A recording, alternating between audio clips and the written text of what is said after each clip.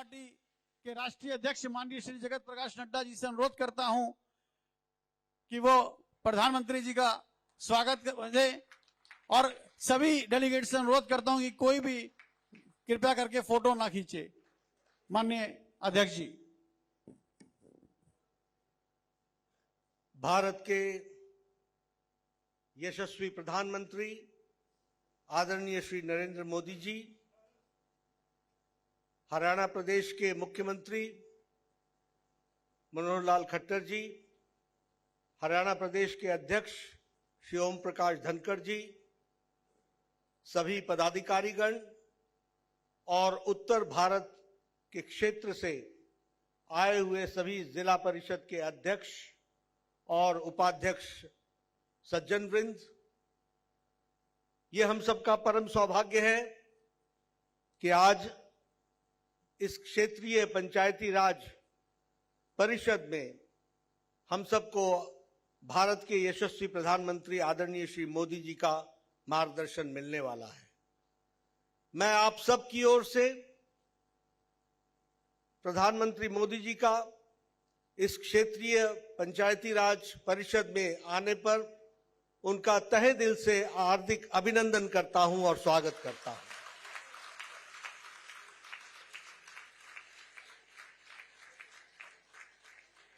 ये हम सबका सौभाग्य है कि प्रधानमंत्री जी, जो देश के प्रधान सेवक हैं, जो देश के प्रधान प्रशासक हैं, दिन रात 140 करोड़ की जनता की सेवा में लगे हुए हैं। प्रशासन के दृष्टि से व्यस्ततम समय उनका रहता है। उसके बावजूद भी जब भी पार्टी ने किसी भी कार्य के लिए उनसे मार्गदर्शन मांगा, उनका समय मांगा, उनसे सलाह मांगी, ये हम सब के लिए गौरव की बात है, फक्र की बात है और सीखने लायक जैसी बात है कि प्रधानमंत्री मोदी जी हर वक्त पार्टी के लिए उपलब्ध रहे हैं और हम सबको मार्गदर्शन करते रहे हैं। इस क्षेत्रीय परिषद के पंचायती राज परिषद के बैठक के लिए भी और उसमें उनका उद्घाटन भाषण हो, उनका मार्गदर्शन मिले, ऐसा जब हमने निवेदन किया और बहुत ही सकुचाते हुए ये कहा कि इस प्रकार के 3 परिषदें होंगी और हमारा निवेदन है कि आप सभी में उपस्थित रहेंगे तो अच्छा रहेगा। मैं आपके सामने बताना चाहता हूं कि उन्होंने 1 मिनट भी नहीं लिया और हम सब के लिए हमेशा उपलब्ध रहने वाले प्रधानमंत्री जी ने हामी भरी और आज वो हम सबके बीच में उपस्थित हैं। उनका हार्दिक अभिनंदन और स्वागत। मैं यहां ये भी बताना चाहता हूं कि ये जो परिषद हो रही है, ये प्रधानमंत्री जी की प्रेरणा से ही हो रही है। उनके द्वारा, उनके सूझबूझ से उन्होंने मुझे लगभग 2 महीने पहले कहा कि हमारे बीच में जो हमारे जिला परिषद के सदस्य हैं, जिला परिषद के अध्यक्ष हैं, जिला परिषद के उपाध्यक्ष हैं, हमारे मेयर्स हैं, हमारे डिप्टी मेयर्स हैं, हमारे नगर परिषद के अध्यक्ष हैं, इन सब की कहीं ना कहीं सेंसिटाइजेशन, उनकी ट्रेनिंग यह होनी आवश्यक है और इसलिए पार्टी को अपने तौर पर इसको आगे बढ़ाना चाहिए। मैं प्रधानमंत्री जी को बताना चाहूंगा कि आपके बताए रास्ते पर हम लोगों ने एक बहुत ही वृहद योजना बनाई। पिछले साल देश भर के सभी मेयर्स की ट्रेनिंग हुई और उनकी जानकारियां दी गई और इस वर्ष हम लोगों ने 3 ग्रुप्स में, एक ग्रुप जिसमें उत्तर भारत के सभी राज्य आ रहे हैं, आज यहां 7-8 अगस्त को, और इसमें 182 हमारे प्रतिनिधि भाग ले रहे हैं। उसी तरीके से 12-13 अगस्त को हावड़ा में, वेस्ट बंगाल में यह करने का तय किया है और वहां भी 134 हमारे डेलीगेट्स आएंगे और उत्तर भारत, पूर्वी भारत और नॉर्थ ईस्ट, इनके प्रदेश के जो हमारे जिला परिषद के अध्यक्ष हैं, उनका वहां पर उनकी परिषद होगी और उसी तरीके से हमारे तीसरा जो सम्मेलन परिषद होगी वह पश्चिम, मध्य और हमारे दक्षिण क्षेत्र के लोगों की होगी और उसमें भी बड़ी संख्या हाजिर रहने वाली है और उनका ट्रेनिंग होगी। मैं प्रधानमंत्री जी को यह भी बताना चाहता हूं कि जिला परिषद के सदस्यों की अलग से कार्यशाला हो रही है और देश भर में ऐसी 34 कार्यशालाएं हो रही हैं 2-2 दिन की, जिसमें जो भारतीय जनता पार्टी से संबंधित जिला परिषद का सदस्य है वह सब लोग इस ट्रेनिंग कैंप में आएंगे और 34 स्थानों पर यह ट्रेनिंग होगी। और मैं यह भी बताना चाहता हूं कि 15 ऐसे कार्यशालाएं पूरी हो चुकी हैं और इस महीने के अंत तक 34 की 34 हो जाएंगी। तो सभी जिला परिषद के अध्यक्ष, उपाध्यक्ष और सदस्यों का इस तरीके से ट्रेनिंग का कार्यक्रम रखा है। मैं यहां यह भी बताना चाहता हूं कि प्रधानमंत्री जी आपके नेतृत्व में जिस तरीके से पंचायती राज का सबलीकरण हुआ है, उनको जो ताकत प्रदान हुई है, वह सच में हम सब लोगों को प्रेरणा भी देता है और बहुत कुछ सीखने की गुंजाइश भी देता है। इसलिए आपने जो ये परिषद को आहूत किया है, इसका लाभ हमारे अध्यक्ष और उपाध्यक्ष जरूर उठाएंगे। जब मैं सबलीकरण की बात करता हूं, जब मैं ताकत देने की बात करता हूं, तो आर्थिक दृष्टि से जितनी ताकत आपने पंचायती राज को ऑटोनॉमस तरीके से पहुंचाई है, यह कभी इतने नीचे तक नहीं पहुंची थी। यह आपके नेतृत्व में हुआ है और आज पंचायतों में और जिला परिषद में आर्थिक दृष्टि से कार्य करने के लिए बहुत बड़ी ताकत मिली है। मैं अपने समय की बात नहीं बताना चाहूंगा। हमारे समय में एक एक ब्लॉक में 2 लाख रुपए आ जाएं तो बहुत बड़ी बात समझी जाती थी। किसी पंचायत को 1 लाख रुपए साल का मिल जाए तो बहुत बड़ी बात होती थी। और जो हमारे कार्यक्रम है उसमें भी नीचे के स्तर पर जब कार्य करने की बारी आती थी तो उसमें कितना भ्रष्टाचार था वह भी हम सबको मालूम है। लेकिन आपने डिजिटल इंडिया का उपयोग करते हुए जेम पोर्टल का उपयोग करना हम लोग को सिखाया और इसके साथ साथ ट्रांसपेरेंसी लाई। उस ट्रांसपेरेंसी के माध्यम से आज आर्थिक दृष्टि से भी और कार्यक्रम करने की दृष्टि से भी बहुत बड़ी ताकत पंचायती राज संस्थानों को मिला है। इस बात को भी हमको ध्यान में रखना चाहिए। जो योजनाएं आपने चलाई वो सभी गांव, गरीब, वंचित, पीड़ित, शोषित, दलित, महिला, युवा सबको ताकत देने वाली थी। प्रधानमंत्री गरीब कल्याण अन्न योजना, आवास योजना, हर घर जल, ये सब, और इसके साथ साथ हमारे जो चुने हुए पंचायती राज के प्रतिनिधि हैं उनकी जिम्मेवारी भी बढ़ी है इन सब को पूरा करने के लिए। मैं आपके और प्रधानमंत्री जी के बीच में ज्यादा देर नहीं रहूंगा, लेकिन हां, बीते कल की कुछ बातें जरूर, एक बात जरूर याद दिलाना चाहूंगा। आज आप बहुत भाग्यशाली हैं कि प्रधानमंत्री जी का नेतृत्व हम सबको मिल रहा है। जब मैं 93 में एमएलए बना था तो उस समय इंदिरा आवास योजना होती थी और ब्लॉक डेवलपमेंट ऑफिसर बीडीओ मेरे पास आके कहता था कि नड्डा जी, आपको इस बार 2 पंचायतों में 1 मकान इंदिरा आवास योजना का मिला है, बताइए इसको किसको दें।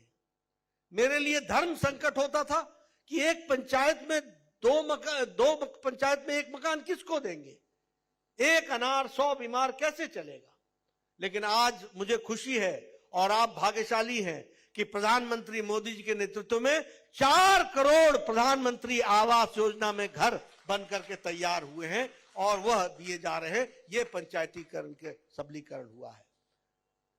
मित्रों, हम सब लोग समय का उपयोग करेंगे। मैं आपके और प्रधानमंत्री जी के बीच में ज्यादा समय न रहता हुआ मैं प्रधानमंत्री जी से आदरपूर्वक निवेदन करता हूं कि प्रधानमंत्री जी, आपका हम सबको मार्गदर्शन मिले और विश्वास दिलाता हूं कि आपके बताए रास्ते पर हम सब लोग चलेंगे और ताकत से भारत को मजबूत करेंगे। आदरणीय प्रधानमंत्री जी।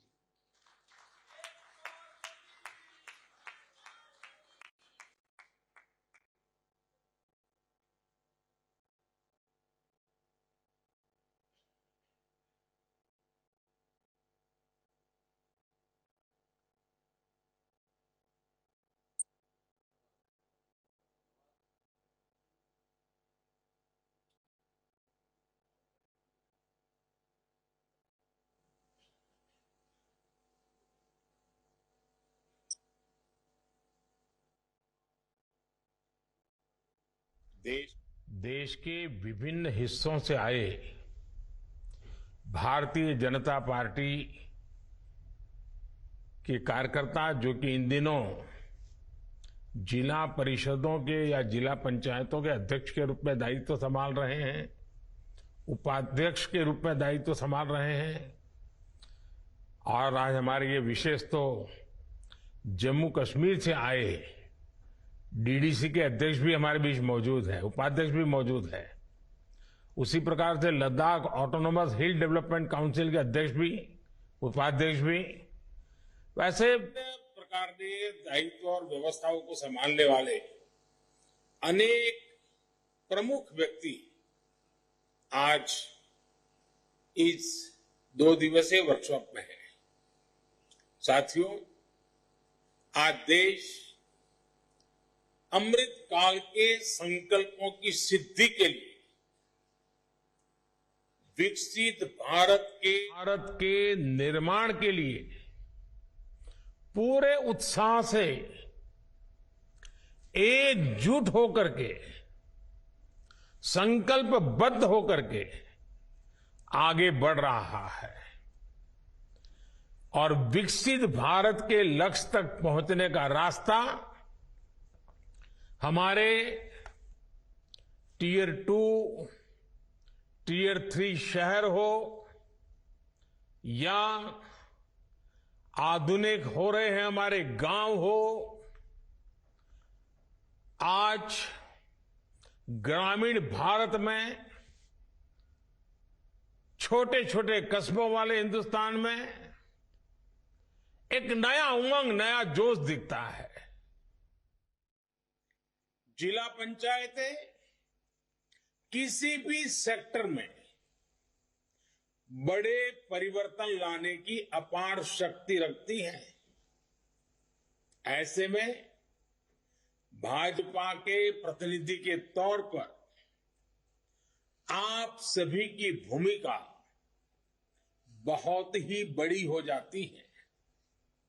साथियों, अमृतकाल की 25 वर्षों की यात्रा में हमें बीते दशकों के अनुभवों को भी ध्यान में रखना होगा।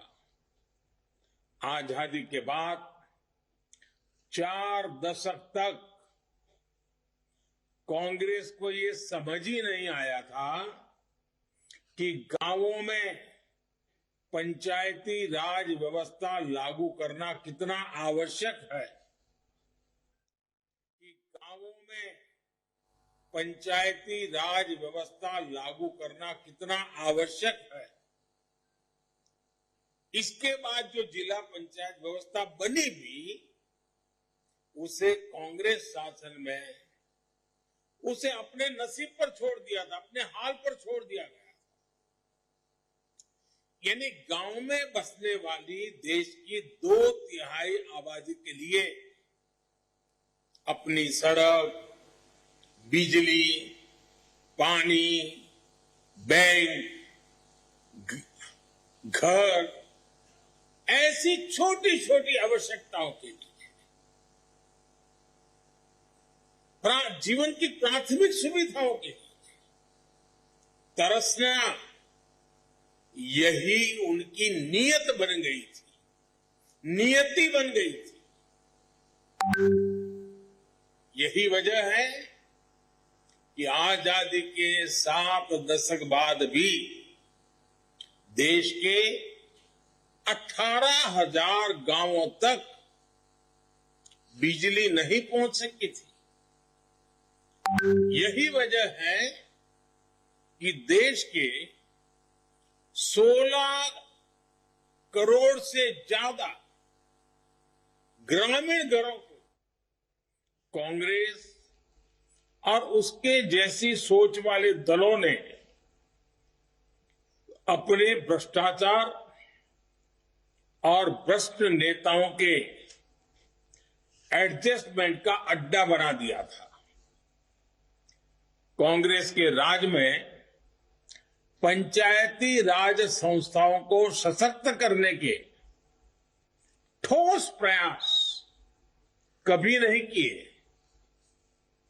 ज्यादातर कार्रवाई आंकड़ों में और कागजों में ही सीमित रही और जम्मू कश्मीर तो इसका सबसे बड़ा उदाहरण है। 2019 में आर्टिकल 370 हटने के बाद वहां पहली बार ग्राम पंचायत से लेकर जिला स्तर तक के चुनाव हुए। इनमें अब वहां 33,000 से ज्यादा स्थानीय जनप्रतिनिधि निर्वाचित हुए। पहली बार वहां जमीनी स्तर पर लोकतंत्र स्थापित हुआ है। अब बताइए, आजादी के इतने सालों के बाद साथियों, आप ये भी जानते हैं कि 2014 के बाद से भाजपा सरकार ने जिला परिषद और स्थानीय स्वराज को मजबूत करने के लिए कितना काम किया है। पंचायती राज संस्थाओं के लिए 2 लाख करोड़ रुपए से ज्यादा का प्रावधान किया गया है। ये पिछली सरकार के मुकाबले 3 गुना ज्यादा है। पिछले 9 वर्षों में देश में 30,000 से ज्यादा नए पंचायत घरों का निर्माण हुआ है। इसके अलावा अनेक क्षेत्रों में डिस्ट्रिक्ट डेवलपमेंट काउंसिल और ब्लॉक डेवलपमेंट काउंसिल के लिए नए ऑफिसों का भी निर्माण किया गया है। साथियों, विकसित भारत के लिए आपके जिले का विकसित होना भी उतना ही जरूरी है। और इसलिए जब भाजपा के जिला परिषद के नेता यहां बैठे हैं, आप सबको 2 दिन में कई विषय चर्चा में आएंगे, लेकिन आप आपस में भी बात कीजिए कि 2047 में हमारा जिला भी विकसित होना चाहिए। देश के किसी भी पैरामीटर में पीछे नहीं होना चाहिए। इसके लिए हम कैसे काम करेंगे, कौन क्या काम करेगा, कब काम किया जाएगा, आप अपना 5 साल का नक्शा तैयार कर लीजिए। वैसे 5-5 साल की योजना बनाकर 47 तक, और इसके लिए आपके जिले में कौन कौन सी योजनाएं जरूरी है, आपको इस पर दिमाग खपाना चाहिए। सरकारी अफसरों को लेकर बैठ करके चर्चा करनी चाहिए। कई जिले ऐसे होते हैं जहां एक योजना जरूरी नहीं होती, लेकिन दूसरी बहुत जरूरी होती है। अब आप तय कर सकते हैं क्या, आज जब दुनिया में भारत का नाम हो रहा है, आपके जिले के वो कौन से उत्पाद है, किसानों की वो कौन सी पैदावार है, कारखानों में से बनी हुई वो कौन सी चीज है जो दुनिया के बाजार में पहुंचेगी, जिले से एक्सपोर्ट होगा। क्या कभी आपने उन लोगों की मीटिंग बुलाई कि भाई बताइए आपकी कौन सी चीज विदेश जा सकती है? आपके जिले में जीएसटी कलेक्शन, क्या कभी जिले का हिसाब लगाया कि पहले की तुलना में कितना जीएसटी कलेक्शन बढ़ा है? चोरी तो नहीं हो रही है, कोई गड़बड़ तो नहीं हो रही है। जितना ज्यादा जीएसटी कलेक्शन होगा उतना विकास के लिए धन उपलब्ध होगा। आपके जिले से ऐसी कौन सी विशेष उत्पाद है जिसको जीआई टैग मिले? और आजकल दुनिया में जीआई टैग वाली चीजों की मांग बन गई है। अब आपको ढूंढना चाहिए ऐसा काम करने वाले लोगों को। आपको पता होगा, मेरे यहां बनारस का पान जो है ना, वो भी जीआई टैग है। तो ऐसी बहुत सी चीजें आपके यहां भी हो सकती है। आपके जिले में ज्यादा से ज्यादा घरों में रूफटॉप सोलर पैनल, ये अभियान कैसे चले? क्या जिले में 5 गांव ऐसे बना सकते हैं जो पूरी तरह सोलर एनर्जी से चलते हो? अभी आपको पता होगा, यूनाइटेड नेशंस के महासचिव देखने के लिए गए थे मोढेरा। देश का पहला सोलर विलेज बना है। आपने सोचा है कि आपके जिले में क्या करेंगे? क्या आपने सोचा है कि आपके जिले की जितनी सारी स्ट्रीट लाइट्स है, एक भी स्ट्रीट लाइट ऐसा न हो जहां का बल्ब एलईडी बल्ब ना हो? डेली पूछा जाए, उसके कारण बिजली का पैसा बचेगा, वो और काम में आएगा। आप ये तय कीजिए, जैसे पूरे देश में चला है 1 डिस्ट्रिक्ट 1 प्रोडक्ट, आपके जिले में 1 डिस्ट्रिक्ट 1 प्रोडक्ट योजना, उसको कैसे मजबूत किया जाए, उसको कैसे विस्तार किया जाए, और जो लोग 1 डिस्ट्रिक्ट 1 प्रोडक्ट की पहचान बन रही है, आपके जिले को पूरा राज्य और पूरा देश इस प्रोडक्ट के नाते जाना जाए, ऐसा कैसे हो सकता है? उसी प्रकार से एग्रीकल्चर का भी हो सकता है कि आपके जिले में कौन सी ऐसी फसल है जिसके कारण आपका जिला पहचाना जाए। ये ताकत देता है। उसी प्रकार से देश के नौजवान बहुत तेजी से खेलकूद की दुनिया में आगे आ रहे हैं। आप तय कीजिए, आपके जिले में खेलकूद की सबसे ज्यादा महारत है, ऐसे 1 या 2 या 3 खेल कौन से?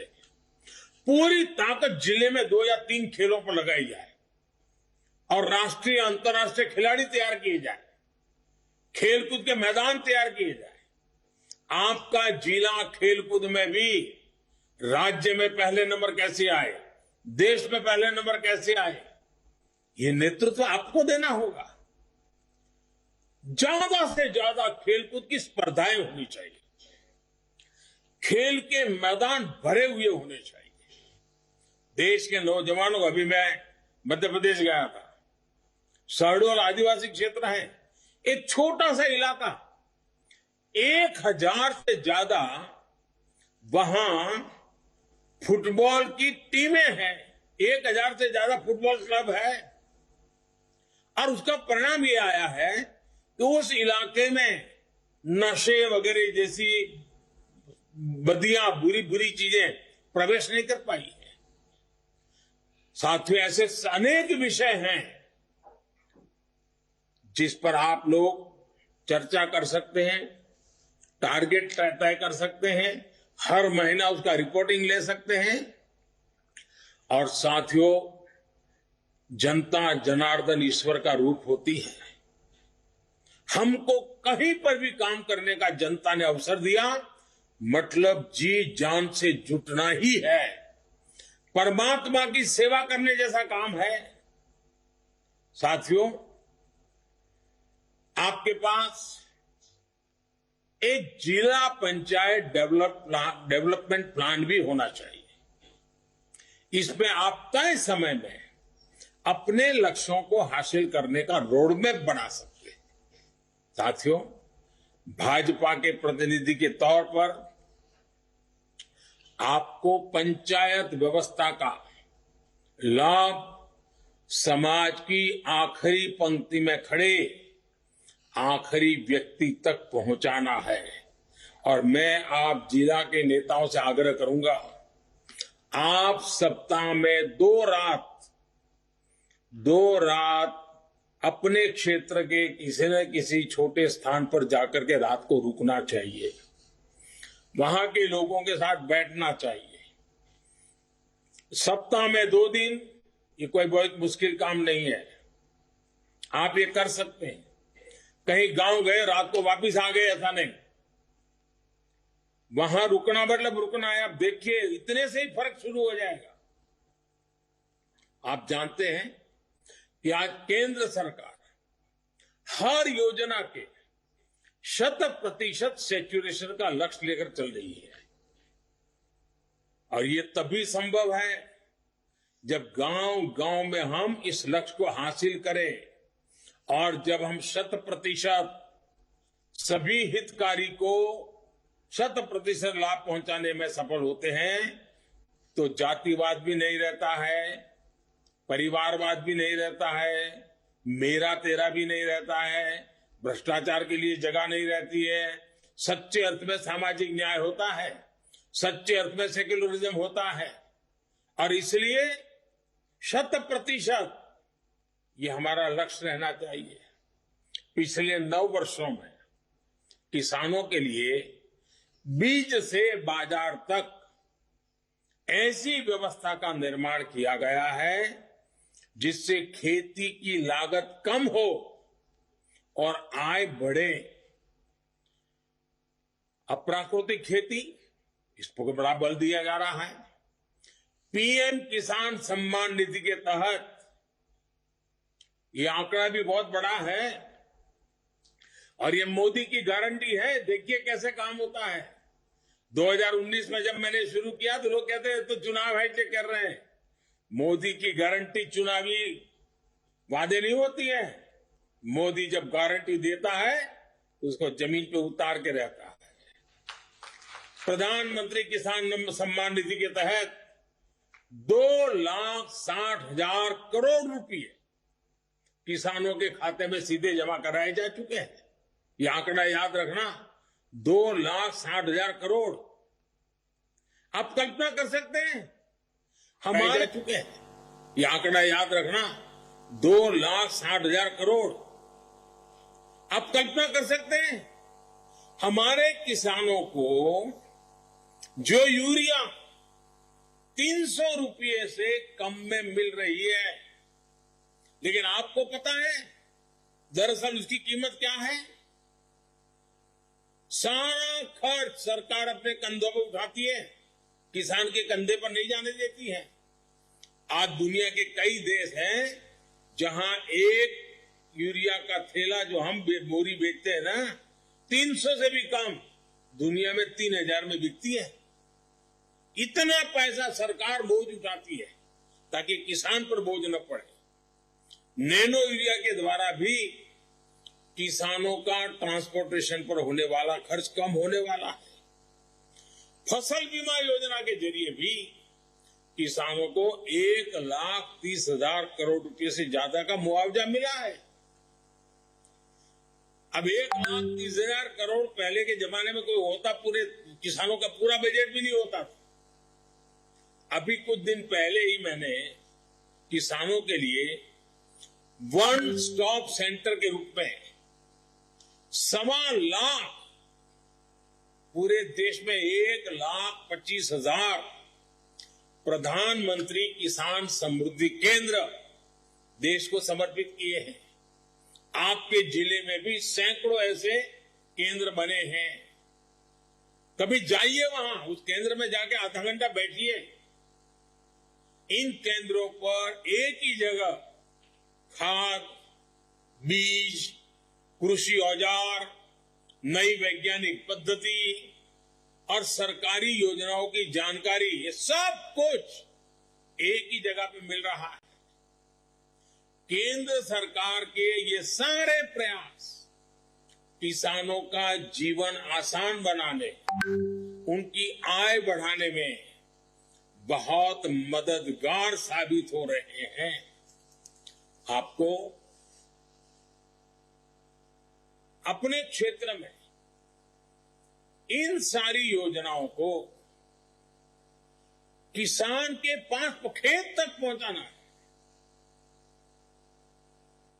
सरकारी दफ्तरों में योजनाएं नहीं रहनी चाहिए, किसान के खेत तक पहुंचनी चाहिए, किसान के घर तक पहुंचनी चाहिए। लक्ष्य यही रखना है कि आपके क्षेत्र का एक भी किसान केंद्र सरकार की योजनाओं के लाभ से वंचित न रहे।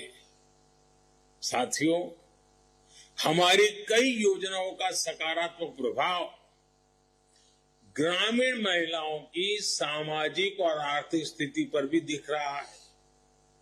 पिछले 9 वर्षों में जन धन योजना के तहत करीब 50 करोड़ लोगों के बैंक खाते खोले गए। इस योजना के ज्यादातर लाभार्थी हमारी माताएं बहनें ही हैं। मुद्रा लोन ने स्वयं सहायता समूहों को बढ़ाई गई आर्थिक मदद ने गांव की महिलाओं को स्वरोजगार का एक नया माध्यम दिया है। आपके गांव की प्रत्येक बहन बेटी तक पहुंचना है, उन्हें सरकार की योजनाओं से परिचित कराना है। सरकार ने प्राकृतिक खेती को बढ़ावा देने के लिए देशव्यापी अभियान भी चलाया हुआ है। जहां भाजपा के लोग सत्ता में है, क्या भाजपा का हर जिला पंचायत अध्यक्ष, काउंसिल अध्यक्ष सुनिश्चित करें कि आपके जिले में कम से कम 5 गांव ऐसे हो जहां एक भी खेत में 1 ग्राम भी केमिकल का उपयोग नहीं होगा। केमिकल फ्री फार्मिंग, न केमिकल फर्टिलाइजर होगा, न केमिकल दवाइयां होगी, प्राकृतिक खेती 5 गांव करके देखिए आप। इसके लिए आप लगातार किसानों से मिले, उन्हें जो मदद चाहिए वो उपलब्ध कराएं, प्रशासन से भी सहयोग लें। साथियों, पीएम स्वामित्व योजना के जरिए देश की ग्रामीण आबादी को प्रॉपर्टी के दस्तावेज देने का अभियान तेजी से चल रहा है। मध्य प्रदेश, हरियाणा, उत्तराखंड, उत्तर प्रदेश जैसे राज्यों ने जहां भाजपा की सरकार है, वहां इस पर अच्छा काम किया। पीएम स्वामित्व योजना को और गति देने के लिए भी आपका सहयोग आवश्यक है। जिन जिन गांवों में प्रॉपर्टी कार्ड का काम पूरा हो रहा है, वहां स्थानीय स्तर पर इसे सेलिब्रेट करें। प्रॉपर्टी कार्ड पाने वालों को अगर लोन की जरूरत है तो उनकी मदद करें।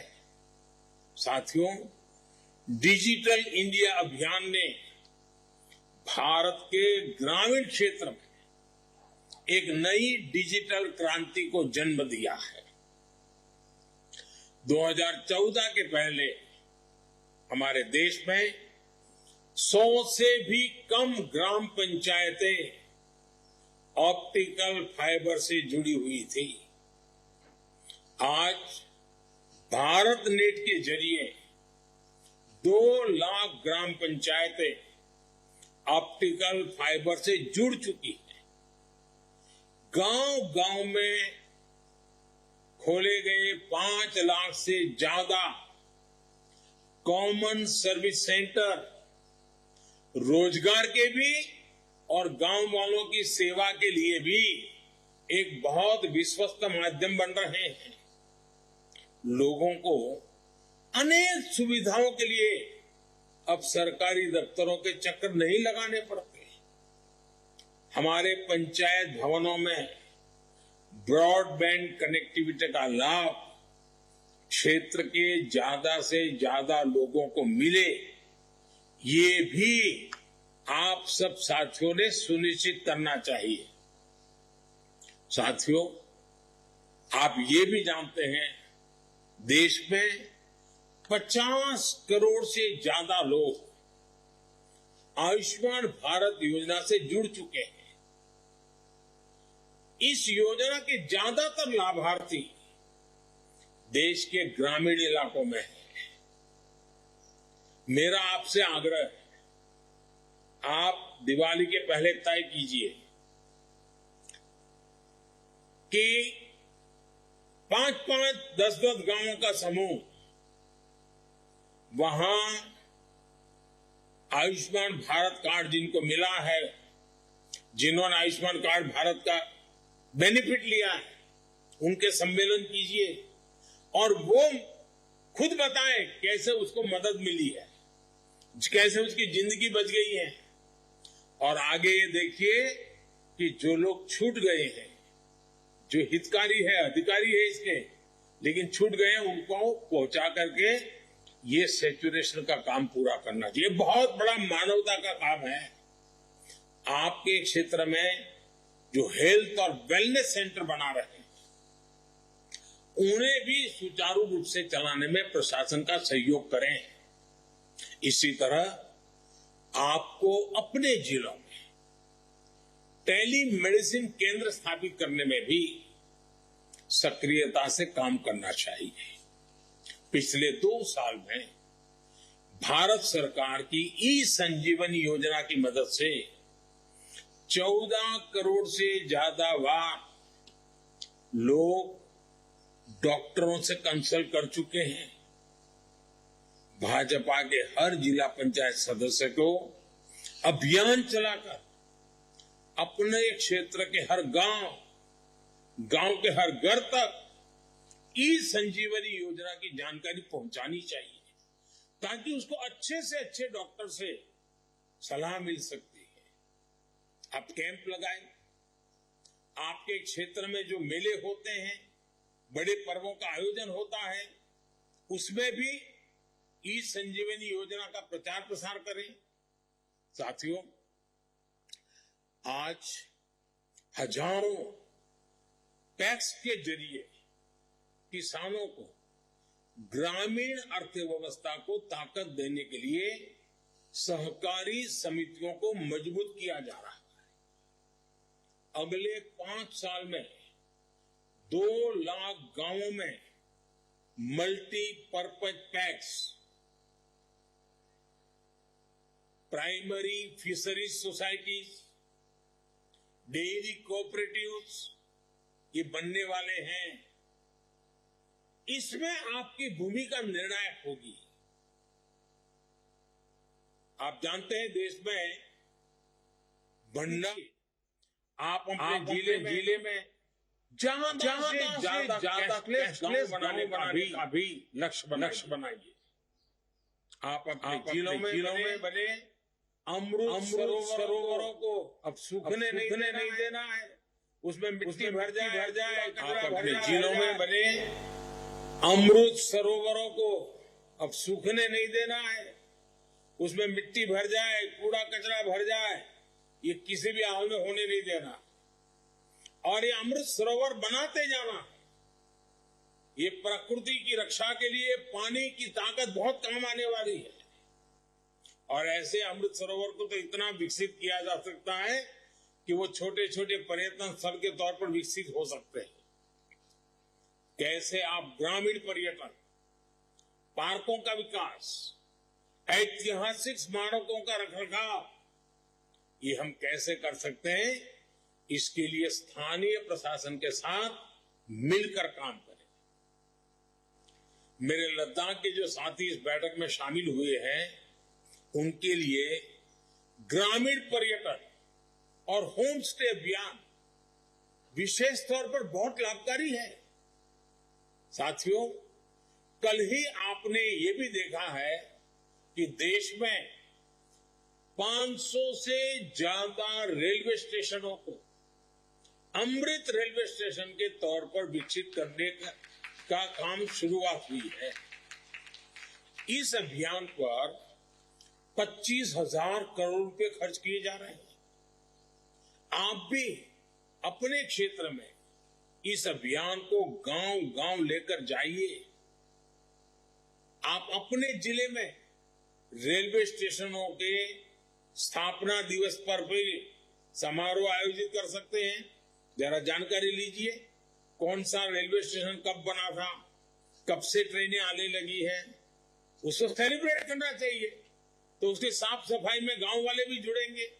आपके बस स्टेशन होंगे, वो भी अब साफ सुथरे क्यों ना हो। ये जितना ज्यादा आप करोगे, मैं समझता हूं बहुत लाभ होगा। इससे इतिहास और भविष्य दोनों के साथ आपके क्षेत्र के लोगों का तालमेल बना रहेगा।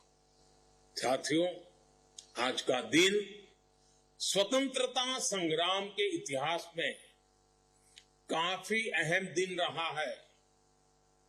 आज ही स्वदेशी आंदोलन की शुरुआत हुई थी। भाजपा के हर पंचायत सदस्य को लोकल के लिए वोकल होना है, स्थानीय उत्पादों को बढ़ावा देना है। अब जैम पोर्टल आपको मालूम है, मैं तो चाहता हूं कि आपके जिला परिषद में हर चीज जैम पोर्टल से ही खरीदी जाए। आपके अफसरों को काम पे लगाइए, बहुत पैसा बचेगा, भ्रष्टाचार खत्म होगा और डिलीवरी तुरंत होगी और स्थानीय उत्पाद मिलेगा। अब जैसे आज नेशनल हैंडलूम डे है, अब देखिए आने वाले दिनों में रक्षाबंधन आएगा, गणेश उत्सव आएगा, दीपावली आएगी। इन पर्वों में हमें स्वदेशी के संकल्प को याद रखना है, भारत में बने उत्पादों को ही खरीदना है। साथियों, एक दिन बाद ही 9 अगस्त है और ये दिन फिट इंडिया मूवमेंट के लिए याद किया जाता है। गांधी जी के आह्वान पर फिट इंडिया मूवमेंट शुरू हुआ और पूरा देश अंग्रेजों को बाहर खदेड़ने के लिए उठ खड़ा हुआ। इसी तरह हमें भी इस 9 अगस्त को फिट इंडिया मूवमेंट को समर्पित आंदोलन प्रारंभ करना है।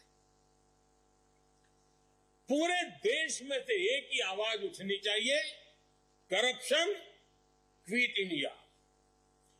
हर बच्चा एक ही बात बोले, डायनेस्टी क्विट इंडिया। माताएं, बहनें, बच्चे हो, बुजुर्ग हो, गांव हो, शहर हो, चारों तरफ अब एक ही बात चाहिए, अपीजमेंट क्विट इंडिया।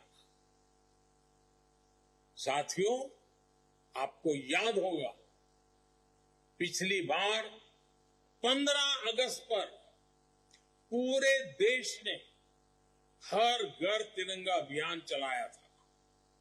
इस बार भी हमें हर घर तिरंगा फहराना है। आपकी पंचायत में, आपके क्षेत्र में भी हर घर पर तिरंगा फहरे, इसके लिए आपको, आपकी टीम को सरकार के सभी विभागों ने मिलजुल करके आने वाले 4-6 दिन पूरी ताकत लगा देनी चाहिए। साथियों, आपको विनम्र रहकर संगठन के लोगों से, कार्यकर्ताओं से समन्वय बनाकर रहने का क्या लाभ होता है, ये भली भांति पता है और आप करते भी हैं। मुझे उपदेश देने की जरूरत नहीं है। आप यहां तक पहुंचे हैं, सफल हुए, उसका कारण यही है कि आपने संगठन का महत्व रखा है, आपने कार्यकर्ताओं की महत्ता समझी है और कार्यकर्ता और संगठन हमारी शक्ति है। हमारी योजनाओं को नीचे ले जाने के लिए काम आते हैं। नीचे कुछ गड़बड़ चल रही है तो पता लगाने में काम आते हैं और इसलिए ये हमारा जीवंत संपर्क, नीचे तक जिसका जीवंत संपर्क होता है उसका लाभ आपने देखा है। आज देश में भाजपा की वो छवि बन गई है जिसमें गरीब को विश्वास है और आप भी अनुभव करते होंगे। और गरीब को विश्वास क्या है, आप देख लेना, आपके अपने जिले में जाएंगे तो पता चलेगा। गरीब को एक पक्का विश्वास है, जहां कमल का निशान है वहां गरीब कल्याण है। जहां कमल का निशान है वहां गरीब की मदद है। जहां कमल का निशान है वहां हर इंसान की शान है। जहां कमल का निशान है वहां किसी गरीब को भटकना नहीं पड़ता है। आपको अपने कार्यालय की पहचान भी ऐसी ही बनानी चाहिए। सेवा भाव ही आपकी सबसे बड़ी प्राथमिकता होनी चाहिए। आपके प्रयास बढ़ेंगे तो किसी भी लक्ष्य को प्राप्त करना मुश्किल नहीं होगा। मुझे विश्वास है कि इस कार्यशाला के द्वारा हम विकसित भारत के निर्माण में जिला पंचायतों की भूमिका को नई दिशा दे सकेंगे। एक बार फिर मैं आप सबको अनेक अनेक शुभकामनाएं देता हूं। मैं नड्डा जी का धन्यवाद करता हूं इस कार्यक्रम की योजना के लिए, और मुझे पक्का विश्वास है कि 2 दिन के वर्कशॉप के बाद जब आप वापस आएंगे तब अपने जिले में नई ऊर्जा, नई प्रेरणा तो होगी, लेकिन काम करने की नई चीजें भी लेकर के जाएंगे जो आपके जिले के सामान्य से सामान्य नागरिक की भलाई करेगा। मेरी तरफ से आपको बहुत बहुत शुभकामनाएं हैं।